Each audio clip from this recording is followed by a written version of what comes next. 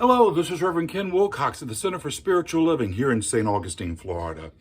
You know, each year we begin the year off by going over the first 4 chapters of the Science of Mind textbook. This year I thought it would be interesting if I just continued that process and continue on in the textbook. So this Sunday I'm using as source material chapter 5 in the beginning, where Dr. Holmes talks about creation. Now, he says that creation should be something that we can understand, that we need to get past symbolisms and myth. It should be something that doesn't offend our intelligence. I've been told that when you asked a Buddhist teacher, how did the universe come about? They're likely to tell you, happened a long time ago, you weren't there, there's nothing you need to worry about. Focus on where you are now. Dr. Holmes says that creation was an internal process of spirit in itself, that it produced the cosmos from itself. In other words, we were a perfect idea from the mind of God, and we were created from God. We are 100% God stuff in the physical plane. Now, it's just like if you would take a bucket and go over to the ocean and get a bucket of ocean water. That which is in the bucket is 100% ocean, but it's not all the ocean.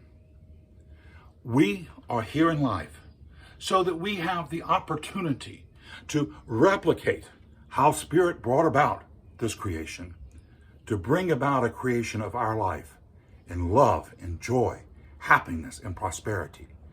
It's what we're here to do, and Spirit is supporting us thought by thought.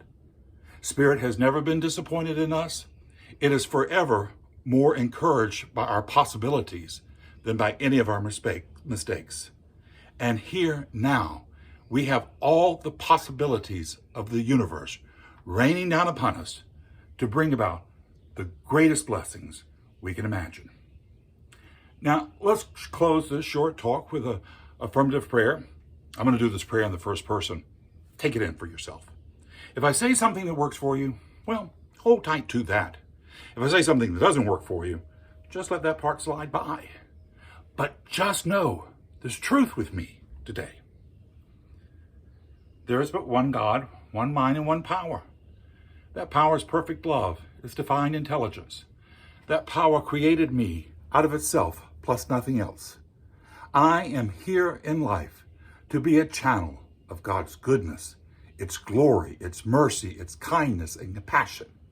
There is nothing that stands in my way from allowing me to be the best that I can be.